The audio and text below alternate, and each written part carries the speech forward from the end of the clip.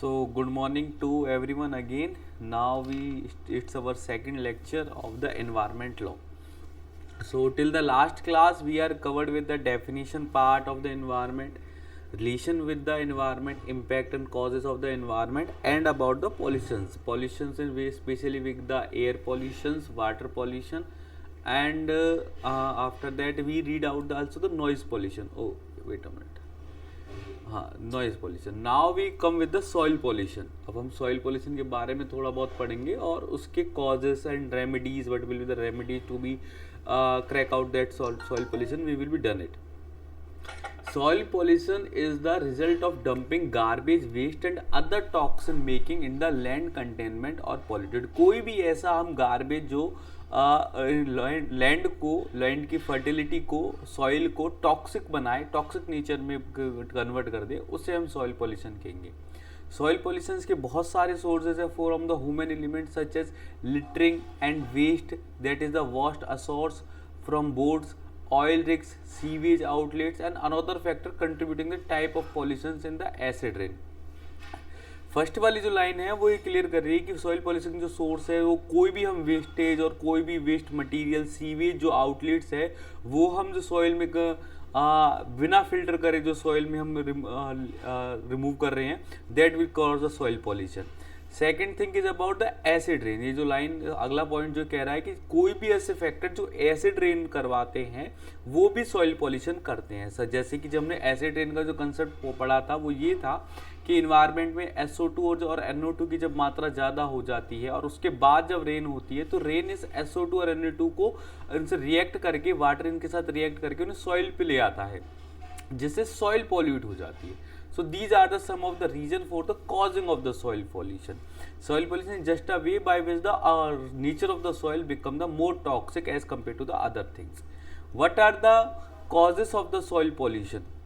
Soil pollution के कारण क्या क्या हैं? सबसे पहले रिडक्शन इन सॉइल फर्टिलिटी की. जब जैसे जैसे सॉइल की फर्टिलिटी रिड्यूस हो रही है तो उसे इम्प्रूव करने के लिए उसमें अलग अलग pesticides and chemicals are use that make the soil more polluted. Loss of the natural nutrient of the soil. Soil अपने आप ही अपनी जो नेचुरल न्यूट्रिएंट्स हैं, जो उसके इंग्रेडिएंट्स हैं, सॉइल की जो नेचुरल इंग्रेडिएंट्स है उसे वो लॉस कर रही है. Imbalance and flora and fauna. Flora and fauna is like a animal and plant. Animal और प्लांट के बीच में जब इम्बैलेंस हो रहा है that also make the soil pollution.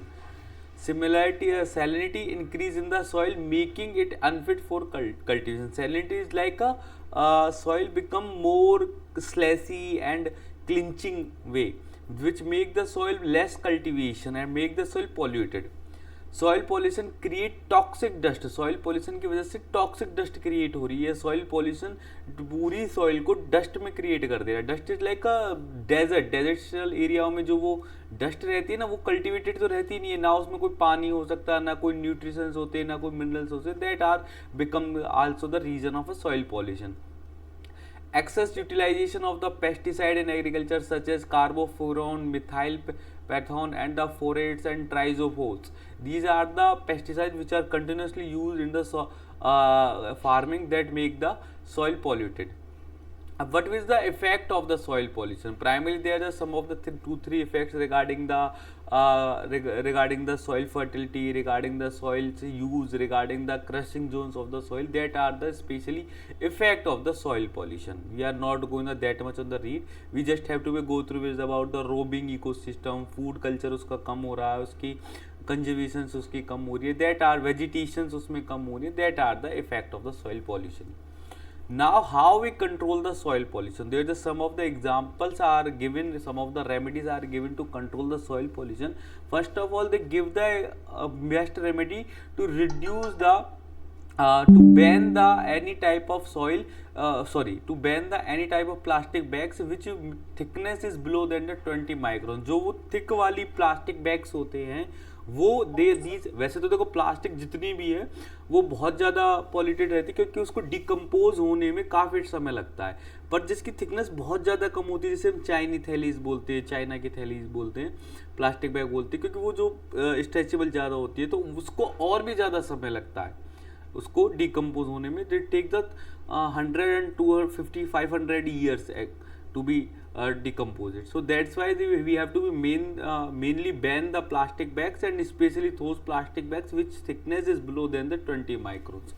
Recycling the plastic waste, ban on the deforestation, encouraging the plantation program, encouraging the encouraging the plantation program, encouraging the social forestry program and undertaking the awareness program.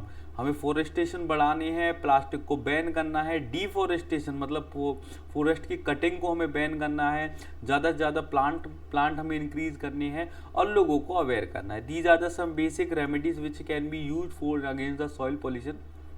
Some of the remedies are also available in the form of chemical forms. That is the first is the phytotransformation. In this technique, what we do, we make the plants in outside that area which help to be conserve the soils. हम जितने ज़्यादा plant लगाएंगे उस area की soil की conservation को और टॉक्सिकनेस को ख़त्म करने में वो हेल्प करेंगे. फाइटो ट्रांसफॉर्मेशन, ये वाला point first point, and phyto remediation, these are the quite similar with each other. Only difference is that the phyto transformation is used only for the soil and phyto remediations are used to on both case of the water and soil. Water के अंदर की soil को और water के अपने nutritions को बचाने के लिए भी फाइटो रेमिडिएशन यूज हो सकता है और सॉइल के भी. इसमें भी सिमिलरली हम बड़े प्लांट्स और मैंग्रोव्स और वेजिटेरियंस प्लांट्स लगाएंगे वाटर एरिया में और अदर फील्ड्स एरिया में, by which they help to be conserve their soil. On the other hand, the rhizofiltration, it is the water remediation technique that involve uptake the contaminant by plant roots. Plants की roots की मदद से water को अपने pure form में convert करना और soil की कंजर्वेशन को बचा के रखने के लिए राइजोफिल्ट्रेशन यूज करा जाता है. Next is about the micro remediations. इसमें क्या होता है कि हम छोटे छोटे माइक्रो ऑर्गेनिजम्स को सॉइल में छोड़ते हैं जो उसके जो टॉक्सिक नेचर वाले जो इंग्रेडिएंट्स होते हैं सॉइल को, वो उसे कैप्चर कर लेते हैं, उसे ईट आउट कर लेते हैं. The technique involve use fungal mycelia. They use the fungal mycelia to filter toxic waste of the and microorganism. These are completely about the soil pollution's effect, cause and remedy. There is some of the scheme is also available by the government. In the 2050 government give the scheme of the soil health card. By virtue of this scheme, government only just provide the opportunity to the farmers to use free of cost soil health card and to know about the productivity about their land. They can be know about the chemical test of your land and know about the productivity and of the land and how can that productivity will be improved. तो वो अपनी land का chemical test करा के उसकी strength और weakness को पता कर सकते हैं और कैसे उसकी वीकनेस को रिमूव करा जाए, स्ट्रेंथ को बढ़ाया जाए, इस बात पे वो फिगर आउट कर सकते हैं. ठीक है. Now we come with the radioactive pollutions. Radioactive pollutions are the new pollution. We can be say that the pollution which are especially deal with the radioactive materials. Water में, air में, इन सब में कोई अगर radioactive pollutions होता है किसी radioactive material की वजह से, तो that will be called the radioactive pollutions. The ability of the certain material to emit proton, gamma rays and the electrons. ये किस वजह से हो रहा है? प्रोटो रेज, गामा रेज और इलेक्ट्रॉन्स की मदद से हो रहा है, जो रेडियो एक्टिविटी को इंक्रीज करते हैं. इन वाटर और एयर इनकी मीडियम है. वाटर एयर पॉल्यूट तो हो रहे हैं पर फिर भी हम इन्हें वाटर पॉल्यूशन या एयर पॉल्यूशन में नहीं कंटिन्यू कर सकते क्योंकि radioactive are the different pollution from the water pollution and air pollution. Water and air are just a medium for that. For the increasing of the pollution, water and air just a medium, not the part of the air pollution. ठीक है. Now we come with the cause of the radioactive pollution. इसके क्या क्या causes हैं? First of all, anthropogenic. Anthropogenic radioactive include mining and refining the plutonium and thorium. The production and explosion of the nuclear weapon include the nuclear fuels, power plant and radioactive isotopes. इनकी mining होना, basically इनका ज़्यादा से ज़्यादा use होना, nuclear weapon के test होना, power plant जो न्यूक्लियर पावर प्लांट्स हैं उनमें इनका यूज़ होना, that are the causes and the reason of the increasing of the radioactive pollution. क्योंकि भाई देखो हम कितनी भी सेफ्टी से न्यूक्लियर प्लांट्स में न्यूक्लियर्स को यूज़ करें लेकिन कहीं ना कहीं वो कुछ ना कुछ रेज हैं, सिंपल रेज है, तो वो एस्केप तो करेंगे ही करेंगे. सो दैट एस्केपनेस cause the injury to the other one, that is called the radioactive pollution. Other is the natural. This include the cosmic rays from the space and the terrestrial radiation from the radionuclides present in the earth crust such as radium 224, uranium 238 and potassium. ये इस तरीके के product हैं जो natural veg पे cosmic rays space में available हैं, territorial radiation में अवेलेबल हैं, जो नॉर्मली अर्थ पे अवेलेबल है और रेडियो एक्टिव रेज निकाल रहे हैं और रेडियो एक्टिव पॉल्यूशन कर रहे हैं। नेचुरल बेस है, ह्यूमन बीइंग ने कोई टेस्ट नहीं करा, they are normally just available in this society. After that, effect of the radio pollution, so there is a mainly 5 rays which we deal with the 4 rays: alpha particle, beta, gamma and x rays. We have to be just read out these things, how that things affected us, and we have to be clear with that, क्योंकि one liner में इनके questions काफी आ जाते हैं। तो alpha raise क्या है? Alpha raise पहली रेज है, they can not penetrate in the skin, वो स्किन के अंदर एंटर नहीं कर सकती, but if there any source inside the body they can cause the damages to the bones and lungs. वो स्किन में एंटर नहीं कर सकती, लेकिन फिर भी अगर वो किसी तरीके से एंटर कर गई तो वो हमारे लंग्स और बोन्स को डैमेज कर सकती है। Beta particle also can not be enter in the skin. Sorry, what did you से? अल्फा, अब हम इन पार्टिकल्स के इफेक्ट्स के बारे में डिस्कशन कर रहे हैं। First of all there is alpha particle. Alpha particle is simply is about that अगर कोई अल्फा पार्टिकल जो रेज है, पहले तो वो स्किन के अंदर एंटर नहीं कर सकती, लेकिन समहाउ अगर किसी अदर सोर्स से वो एंटर कर जाती है तो हमारी वो बोन्स और लंग्स को इफेक्ट करेगी। Beta particle is also cannot be enter in the skin, but if somehow it can be enter in the skin, it affect the tissue and not the cell, it's affect the tissue and can also damage the skin and eyes. Alpha particles can be gamma particle they can be penetrate in the body, ये body में enter कर सकते हैं, जिसकी वजह से आपका cell का स्ट्रक्चर डैमेज हो जाएगा। और एक्सरेज तो बिल्कुल ही कर ही जाते हैं आपकी बॉडी में डैमेज, वो प्राइमरली इतना नुकसान नहीं पहुंचाते बॉडी को, but they can also damage the cells, पर वो सेल्स को कहीं ना कहीं डैमेज कर सकते हैं। तो अल्फा पार्टिकल जो होगा, सबसे पहले जो अल्फा है वो बोन्स और लंग्स को इफेक्ट कर रहा है, ये आपकी स्किन और आई को इफेक्ट कर रहा है बीटा पार्टिकल्स। गामा पार्टिकल जो है वो टिश्यू को इफेक्ट कर रहे हैं, और एक्सरेज भी सम हाउ टिश्यू को इफेक्ट कर रहे हैं। अब इसमें रोक कैसे पा सकते हैं? How can we control the radioactive pollutions? All safety measures should be strictly enforced. जितने भी कोई भी मेजर्स हैं वो स्ट्रिक्टली इन्फोर्स हों, क्योंकि किसी भी कंपनी में जहाँ रेडियो एक्टिव एलिमेंट्स यूज हो रहे हैं तो there the chances that the pollution can be escape the premises, तो we have to be strictly enforce the all safety measures. Safety dispose of the radio active waste, इस ऐसी company जो radioactive particle से deal करती है, उनका जो waste है वो भी सेफली डिस्पोज हो। ऐसा नहीं कि आपने ऐसे ही फेंक दिया, क्योंकि that are the very dangerous for the any human being. Regular monitoring and the frequent sampling and quality analysis, regular उनकी मॉनिटरिंग हो। Safety measures against the nuclear accident, nuclear accident के अगेंस्ट में जितनी भी सेफ्टी मेजर है वो आप fulfil करें। और there should be ban on the use of nuclear weapon, और न्यूक्लियर वेपन की यूज पे, टेस्टिंग पे, सब पे बैन हो। So these are some of the way by virtue of that we can be controlled with the radioactive rays and the radioactive pollutions. Now we again come with like a new type of pollution which are recently come in a modern era, that is the e-waste pollution. E-waste pollution क्या है जी? अब e-waste pollution are directly indirectly related with the electrical and electronic equipments. जो भी waste आपके electrical equipments है, electronic equipments है, तो उसको हम ई वेस्ट पॉल्यूशन कहते हैं।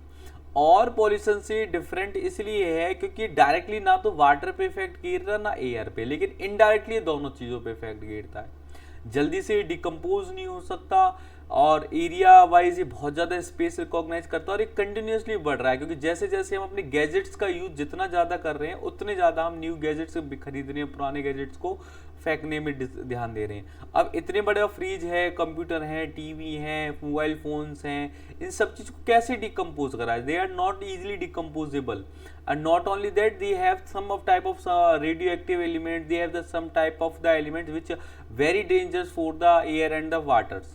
So in these type of pollutions, first we read with the sources. There is some of the different similar sources that waste generated from the product use data processing computer. जो data processing devices हैं उनसे अगर कोई आपका waste generate हो रहा है, like a computer devices, monitor, speaker, keyboard and printer, electronic devices are used as the entertainment के लिए जो जो आप यूज कर रहे हैं, TV, DVD and CD player.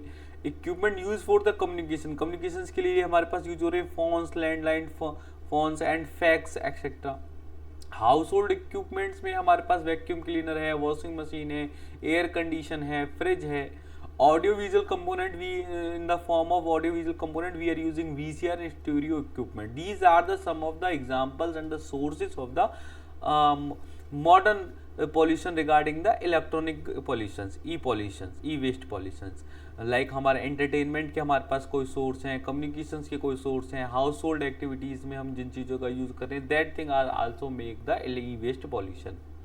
इसका इम्पैक्ट क्या हुआ, जो ई वेस्ट में जो छोटे छोटे प्रोडक्ट अवेलेबल है, लेड है, ग्रेडियम है, मरकरी, बेरियम, इनके अलग अलग इफेक्ट हैं। ये आपको थोड़े से मैम याद करने होंगे आप सभी को ही कि क्या क्या इनके इफेक्ट होते हैं। देखो लेड तो प्राइमरली आपका नर्वस सिस्टम पे इफेक्ट करता है। लेड तो जहां आ जाए आप नर्वस सिस्टम ध्यान रखेंगे। कैडमियम जहां आ रहा है वह किडनी से ध्यान रखना है आपको, ठीक है। किडनी और न्यूरोमोटर्स, बच्चों में न्यूरोमोटर। कैडमियम मतलब सी मतलब किडनी। मरकरी जहां पे आ रहा है वहां सेल्स में दिक्कतें आएंगी आपकी, ब्रेन में और किडनी में। बेरियम जहां पे आ रहा है वहां पे आपको दिक्कत होंगी, मसल्स वीकनेस रही, ब्रेन स्वेलिंग होना रहा और हार्ट प्रॉब्लम। हार्ट और barium are the prime things which are always be are related to each other.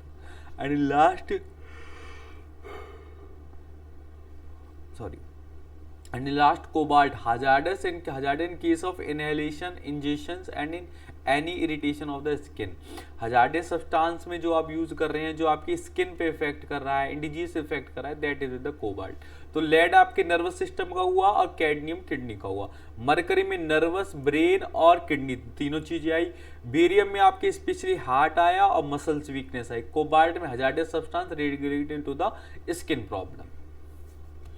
Now what we do for the e-waste control? The first effort was made in the 1992 to control the e-waste under the basal convention. ये थोड़ा सा भी याद रखेंगे कि 1992 में सबसे पहले बेसल कन्वेंशन हुआ और उस कन्वेंशन में सबसे पहले ई वेस्ट के बारे में डिस्कस हुआ और साइकिलिंग 60% और 60% वे ई वेस्ट मटेरियल को रिसाइकिल करने के प्रोसेस में लगाया गया। United Nation has started a programme to deal with the e waste pollution name as the solving e waste problem. UN ने एक अलग से प्रोग्राम चलाया e waste problem, e waste को कम करने के लिए, that is called the e waste solving e waste problem. The union ministry environment forest climate change on the 23 March 2016 notified the e waste management rule. अब आपका 2016 में भारतीय Indian ministry regarding the forest and climate change they specially make the e waste management rule and will pay way for more transparent and environment friendly management of the e waste. और e waste के management के लिए उन्होंने ज़्यादा transparent और eco friendly environment के लिए जिक्र करा कि कैसे आप ई वेस्ट को कंट्रोल कर सकते हो। In this way we are majorly doing the 2-3 things. First of all the Basel convention, second the UN initiative regarding the solving a e waste problem, third is about the e waste management rules which are made by the Indian government in 2016। अब इसमें क्या rules थे कि government इनके लिए plan बनाएगी, इनके लिए मैनिफेस्टो डिक्लेयर करेगी कि कैसे कैसे आपको ई वेस्ट का ट्रांसपोर्टेशन करना है, कैरिड करना है। Dealer, retailer and the e tailer sell refund by the amount as per take back and the manufacturer is also responsible for collect the e waste. ये वाला जो पॉइंट है ये बड़ा इंपॉर्टेंट है कि मैम इन्होंने ये कहा कि जो मैन्युफैक्चरर है ना, देखो ई वेस्ट जो हुआ, जो मोबाइल फोन है, फ्रिज मशीन है, कोई भी आपका इलेक्ट्रॉनिक गुड्स है, उसको अब आप जब वेस्ट करने के लिए आप ये कह रहे हो कि भैया रिसाइकिल करे, तो वो ह्यूमन बीइंग तो रिसाइकिल उसे करेगा नहीं, जो नॉर्मल कस्टमर है, क्योंकि उसने तो खरीदी है और जब वो चीज खराब हो गई है तभी वो दूसरी ले रहा है। अगर वो चल रही होती या फिर वो अच्छी होती तो वो उसे वेस्टेज में फेंकता ही नहीं। तो now that is the responsible for the manufacturer कि भाई तेरे जरूर काम का आ सकता है। मैन्युफैक्चरर जो है वो कहीं ना कहीं से किसी ना किसी वर्क में ले सकता है या फिर उसे दोबारा सही कर सकता है कि भाई चाहे कोई चीज कितनी खराब होगी उसमें कुछ तो बचा होगा, तो जो कुछ भी बचा है उस बेसिस पे उसे वो दोबारा से रिसाइकिल करेगा। Get the point everyone? Simply the e waste solution and the soil pollution, sorry, e-waste pollution and soil pollution. Now we again come with the solid waste pollution. It's also a new pollution, simply like a can we say the other ones pollution, just make a separate differentiation between the other ones, like that कि अभी हमने e-waste pollution तो पढ़ा, अब आता है solid waste pollution के। ई waste नहीं है वो, लेकिन फिर भी वो सॉलिड पॉल्यूशन है। लाइक हमने कोई प्लास्टिक बोतल फेंक दी, प्लास्टिक का सामान फेंक दिया, सॉलिड फॉर्म में जो भी हमने वेस्टेज निकाली है, उस सब के लिए हमें क्या लॉज बनाने चाहिए, that will be the deal with the solid waste pollution. Solid waste pollution are any discarded and abandoned material, जो कोई भी एनी डिस्कार्डेड और अबेंडेंट मटीरियल है वो सॉलिड वेस्ट में आएगा। Solid waste pollution means the waste which is throw out by the house and ground of such as plastic bottles which are non biodegradable, कोई भी ऐसा non biodegradable equipment और things which are used as the waste for the society, waste in the house, that is called a solid waste pollution। ये solid form में हो सकता है, somehow liquid form में भी हो सकता है और semi solid में भी हो सकता है। सोर्सेज लाइक अर्बन से आपको म्यूनसिपल वेस्ट है, सीवीज वेस्ट है, हॉस्पिटल वेस्ट है। इंडस्ट्रीज में आपका plastic, paper, fly ash, waste from the micro industries, non ferrous metal. Domestic में आपके पास बॉटल है, बैग है, लेदर है, एस है। रूरल एरिया में आप पेस्टिसाइड्स है, एग्रीकल्चर वेस्ट है, न्यूक्लियर में रेडियो एक्टिव वेस्ट है। मतलब किसी भी एरिया में जो भी वेस्ट आप निकाल रहे हो in a form of solid, gas और in a semi solid form, that is also deal with the solid pollution. Solid waste, अब इससे क्या क्या इफेक्ट होंगे भैया? अनहाइजीनिक चीज बढ़ेगी, टॉक्सिक चीजें क्रिएट होंगी, आपका एनवायरनमेंट टॉक्सिक होगा, फूड स्टफ होगा, और disposal careless in disposal of plastic bag Chowk the drains. कई बार इन प्लास्टिक बैग्स की वजह से आपकी ड्रेन्स, आपकी नालियाँ चौक हो जाती हैं। That are call the major issue regarding the solid waste pollution. Now we come with the solid waste pollution, how to be control. तो सबसे पहले तो भैया ban plastic, ban bags and plastic to the grocery and market. Do not accept the bag as for your purchaser store unless you really need of them। जब तक हम bag ना लें किसी भी सेलर से, जब तक उसकी हमें बहुत ज़्यादा नीड ना हो। पर लोगों का क्या है कि बैग तो भैया सबसे पहले चाहिए, चाहे उनके पास अपना थैला भी क्यों ना हो, फिर लेकिन फिर भी वो प्लास्टिक बैग लेंगे। Choose the product wrapped in the least unnecessary packaging. आपको ज़्यादा रैप नहीं करवाना, कोई अननेसेसरी की पैकेजिंग नहीं करवानी। वेजिटेबल्स को हमने लूज हैंड्स में लेना, प्लास्टिक बैग्स में नहीं लेना। Sell and donate the things, don't waste instead of the throwing them out. या तो अपनी चीज़ों को सेल कर दें या फिर उसे डोनेट कर दें, ऐसे ही उन्हें घर के बाहर ना फेंकें। अगर उनको आपका कोई यूज़ नहीं और आपने वो घर के बाहर फेंक दिया, that is the wrong. Borrowing the rent और sharing the things, don't use them. जिस चीज को आप यूज नहीं करें उसे रेंट पे दे दें या फिर शेयर कर लें। क्लॉथ एंड नैपकिन्स हैं, डिस्क्लॉथ है, इनको भी आप प्रॉपर डिस्पोज आउट करें। लो एनर्जी फ्लोरेसेंट बल्ब हैं, कोई ऐसे बल्ब हैं जो ठीक से नहीं चल रहे, कोई भी फ्यूज्ड बल्ब है तो उसको आप कुछ रिसाइकल फॉर्मेशंस में डेवलप करें। In this way these are some of the GR issues हैं, ग्लास एंड कंटेनर्स हैं, प्लास्टिक बैग्स हैं, प्लास्टिक ग्लास हैं। These are the things which we have to be restrict from the societies.